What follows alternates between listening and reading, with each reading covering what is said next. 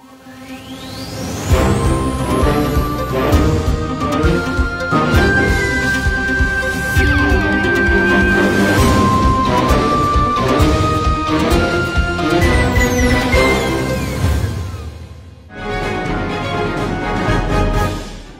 এই মুহূর্তে নিবেদন করছেন ট্যালেন্টো এভিয়েশন।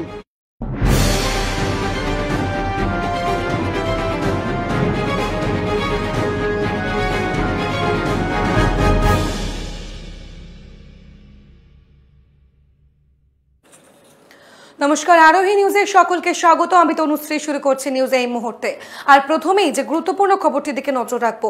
আজ বিধানসভা ভোটের অর্থাৎ বিহারের বিধানসভা ভোটের শেষ দফা অর্থাৎ তৃতীয় দফার ভোট চলছে এবং সকাল থেকে আজ বুথের বাইরে লম্বা লাইন। আজ 15টি জেলার মোট 78টি বিধানসভা কেন্দ্র নির্বাচন হচ্ছে। মোট 1204 জন ভোটাররা সেক্ষেত্রে প্রার্থীরা নির্বাচনে লড়ছেন এবং সকাল থেকেই বুথের বাইরে লম্বা লাইন। এই পর্বে সিমরি, বখতিয়ারপুর ও মাধেপুরার আসনে ভোট হবে। অন্যদিকে ভোট পর্ব শুরু হতে না হতেই প্রধানমন্ত্রী নরেন্দ্র মোদী জনগণের উদ্দেশ্যে বার্তা দেন। তিনি টুইট করে বিহারবাসীকে গণতন্ত্রের এই উৎসবে অংশ নেওয়ার জন্য আবেদন জানান। এই একই সঙ্গে মাস্ক পরতে ও সোশ্যাল ডিস্টেন্সিং মেনে চলতে অনুরোধ করেন মোদী।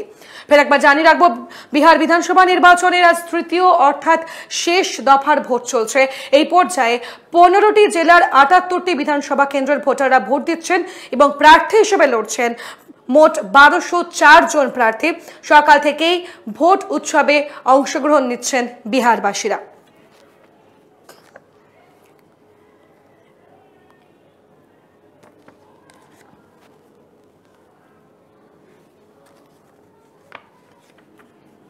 বাংলার মসনদ দখল করতে মরিয়া বিজেপি এবং সেই কারণেই আদিবাসী থেকে শুরু করে মতুয়া পরিবারে খাওয়া দাওয়া, রীতিমতো ভোট ব্যাংকে থাবা বসাতে তার এই পদক্ষেপ এবং তার এই সফর নিয়ে রীতিমতো এই মুহূর্তে জল্পনা রাজনৈতিক মহলে।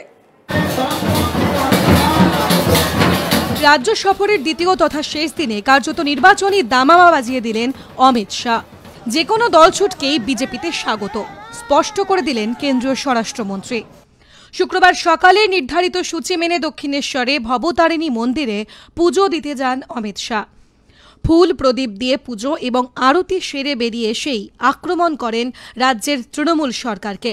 অমিত বলেন, তোষণের রাজনীতি বাংলার ঐতিহ্য নষ্ট করছে।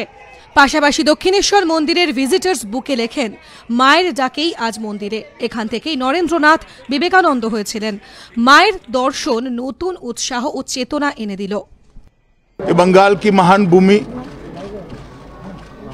चैतन्य महाप्रभु, स्वामी प्रणवानंद,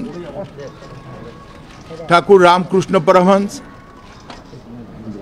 विवेकानंद, श्री अरविंद, ऐसे कई भक्ति मार्ग के प्रशस्त करने वाले, आध्यात्मिक चेतना को जगाने वाले लोगों की भूमि रही है और आज वही भूमि पर जिस प्रकार से अपीसमेंट की पॉलिटिक्स, तुष्टीकरण की पॉलिटिक्स चल रही है, इससे बंगाल की ये महान परंपरा आहत हुई है। কিছুদিন আগেই করোনা আক্রান্ত হলেও এদিন স্বাস্থ্যবিধি অমান্য করে কেন্দ্রীয় স্বরাষ্ট্রমন্ত্রী মাস্ক ছাড়াই দক্ষিণেশ্বর মন্দিরে প্রবেশ করেন। এরপর পণ্ডিত অজয় চক্রবর্তীর সঙ্গে দেখা করলেন অমিত শাহ।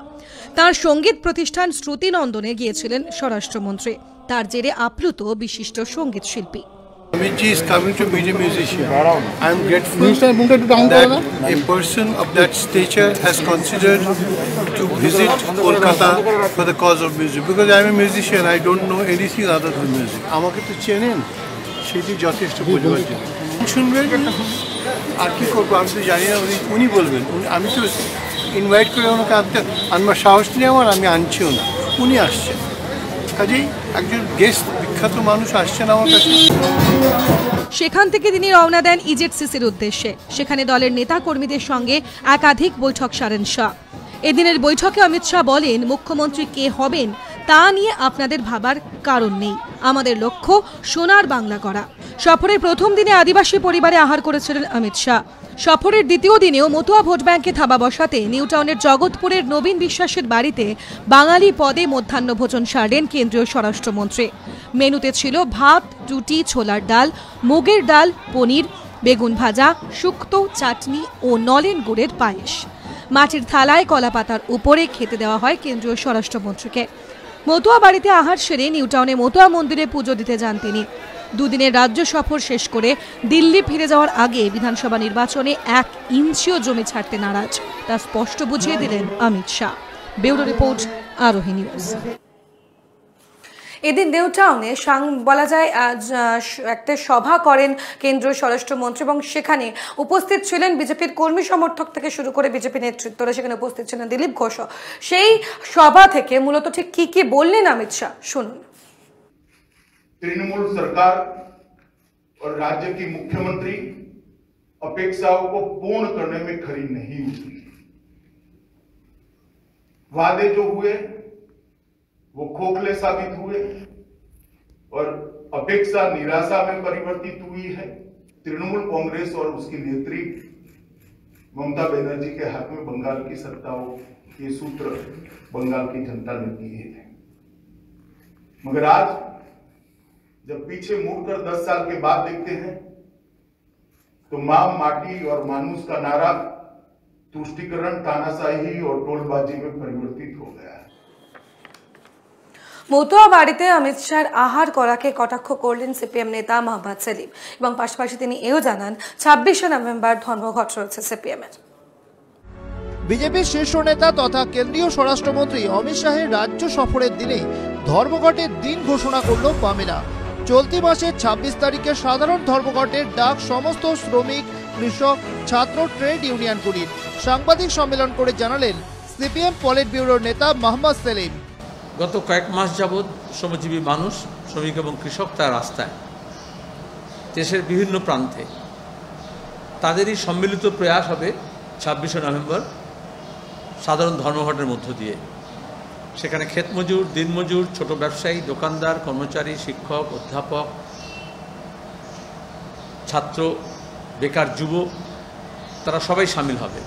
মতুয়া বাড়িতে অমিত শাহের মধ্যাহ্ন ভোজন নিয়েও কটাক্ষ করতে ছাড়েননি সেলিম।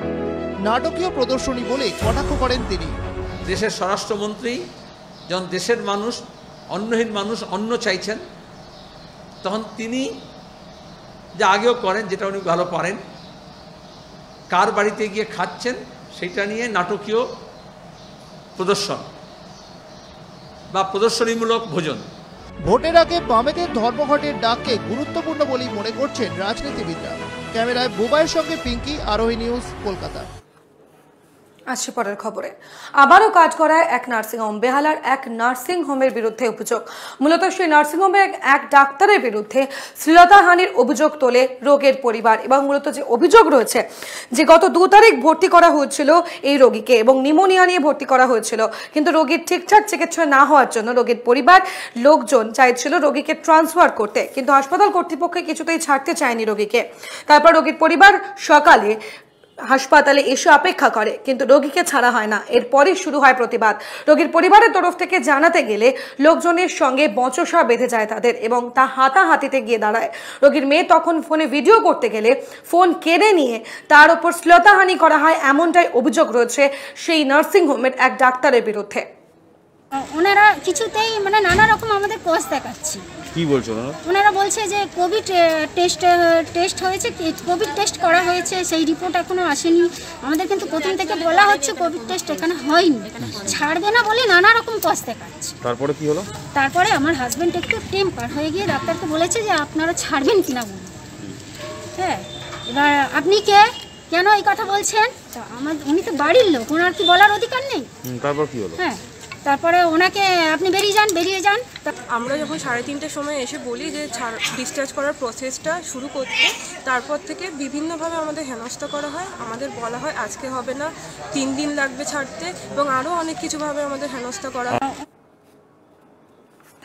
শুক্রবার গভীর রাতে 2 বিজেপি যুব মোর্চার কর্মীর ওপর হামলার অভিযোগ। মূলত কাস্টাপাড়া পৌরসভার এই ঘটনায় রীতিমতো চাঞ্চল্য ছড়িয়ে পড়ে এলাকায়। ইতিমধ্যেই তাদের গুরুতর আহত অবস্থায় হাসপাতালে ভর্তি করা হয় এবং যে খবর রয়েছে যে পৌরসভার অর্থাৎ কাস্টাপাড়া পৌরসভার 24 নম্বর ওয়ার্ডের বিজেপি যুব মোর্চার কর্মী শান্তনু গাঙ্গুলি ও সুকান্ত গাঙ্গুলির উপর হামলা চালানো হয়। তাদের অভিযোগ বিজেপি করার অপরাধী তাদের উপর হামলা চালিয়েছে দুষ্কৃতীরা। শ্মশানঘাটে তাদের উপর আচমকা চড়াও হয়ে ধারালো অস্ত্র দিয়ে কোপানোর চেষ্টা চলে।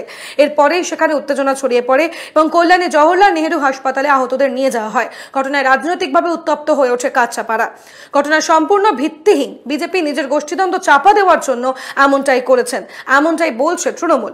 এবং সেই বিষয়ে রীতিমতো এই মুহূর্তে কাল গভীর রাত থেকে উত্তেজনা ছিল এলাকায় এবং কাঁচরাপাড়ায় বিজেপি কর্মীর মারধর করেছে, এমনটাই বলেন ব্যারাকপুর লোকসভা তৃণমূল কংগ্রেসের পার্লামেন্টারি সম্পাদক দিব্যেন্দু সরকার। অর্থাৎ বিজেপির গোষ্ঠীদ্বন্দ্বের দিকে অভিযোগ তুলছে তৃণমূল।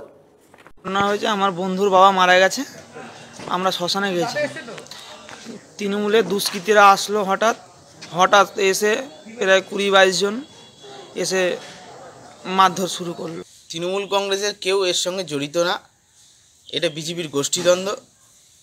মুকুল রায়ের লবি আর দিলীপ ঘোষের লবির মধ্যে দীর্ঘদিন ধরেই ওদের লবিবাজিতে গোষ্ঠীদ্বন্দ্বে মারামারি চলছিল। নিউজ এই মুহূর্তে এখন এ পর্যন্ত, তবে দিনভর খবরের আপডেট অবশ্যই থাকছে। দেখতে থাকুন আরোহী নিউজ।